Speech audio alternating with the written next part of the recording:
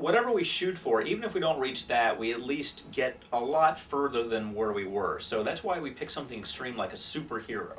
Something that doesn't really exist, something that stops speeding bullets and jumps over buildings, something that we're not actually interested in or really trying to become, but we're picking an extreme so that our subconscious mind is stretched to the point of at least pulling us a lot further than where we were. So making us a lot more powerful, making us a lot more in the zone. But my concern is that people watching this, not seeing other people doing it, are a little hesitant to do it. So that's why I want to take you through this, just to show that other people do this. It's fine, you can do it.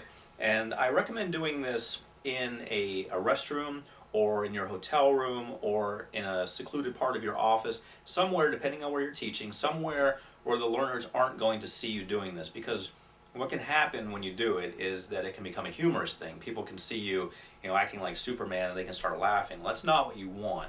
As silly as it may sound, it's actually something very serious while you're doing it. Because what you're doing is revving up your energy, getting yourself pumped up, getting yourself ready to go out there and facilitate learning at a very high level because of your energy. And we talked about how states can be elicited. If you have a certain state of high energy, that's going to rub off on people. They're going to actually have high energy too. So what I want to do is walk you through this. It's Wonder Woman exercise. So ideally you would stand up and do this, but we're going to have you, for sake of getting the footage in a way that's going to look appropriate, we want you to just sit down, but imagine yourself standing up. And when you do this, you stand up. Okay, so go ahead and just put your hands on your hips. Now, Wonder Woman, I don't know if she ever stood like this, but I think so. She did? I used to watch a lot of Wonder Woman. She did stand like that? Okay. I know Superman did, so Wonder Woman did too. Okay, so you've got the invisible jet right behind you that everyone can see. You can all see the invisible jet. Golden lasso. Golden lasso, invisible jet, and everything else, and you're ready to roll. Now I want you to close your eyes, and I want you to imagine that you are dressed like Wonder Woman, okay? Now when you imagine yourself going into the room, you would imagine yourself dressed in normal clothes. But imagine yourself dressed as Wonder Woman. Okay, so you're really tuning into that. Imagine that you had the jet, you had the lasso, you have the powers that Wonder Woman has. I believe she had the bracelets that stop bullets or something like that. Okay, so you know everything she has. So put all of that onto yourself right now. You have everything that Wonder Woman had. Was it Linda Carter? Yeah. Who played that? Okay, so you are Linda Carter playing Wonder Woman. You are, actually though, you are Wonder Woman. You are that character, okay? Now I want you to start breathing like Wonder Woman would breathe. All right, good. Okay, so if Wonder Woman were to laugh, and I mean a laugh like, ha ha ha, I'm powerful, I could crush you, I could destroy you, I am Wonder Woman, I have all this power, but I use it for good. How would Wonder Woman laugh?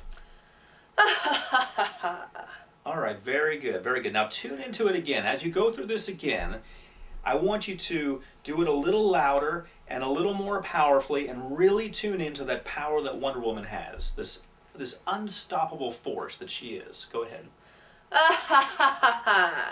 Very good, very good. Now I want you to really feel it in your mind. Make it even more powerful, make it even bigger in your mind, make it more real. You are Wonder Woman. You are an invincible force. And go. Very good, very good. Now open your eyes.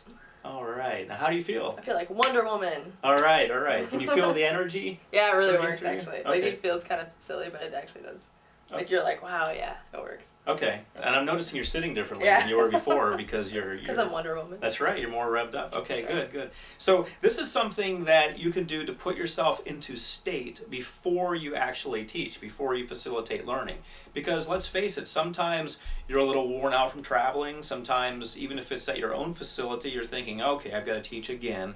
So sometimes, for whatever reason, you're not in the ideal state. But you have an obligation to be in the ideal state, to be the best you that you can be, to be as outstanding as you can be in that moment. This is one of the things that you can use to get yourself in that state. And you can do it again at lunchtime, you can do it again at any break time you have. You can keep on reconnecting with that superhero within so that you bring that. Because what happens in trainings is that the energy will drop as the day goes on. The energy will just, sometimes it'll start out really high anyway because everybody's on caffeine and everybody is all pumped up and everybody wants to learn. So it starts out high anyway, sometimes naturally, but it trickles off throughout the day. So I want you to realize that you can, rather than having it go like this, you can keep it up here by continuing to do this. So when you take a break, find your private place that you do this, where no one's going to bother you, no one's going to see you, where it's not going to become a funny thing, where it's going to be very serious for you, and you can really get in touch with this again. And you can also teach your students how to do this. Teach your students how to tap into the power of their superhero.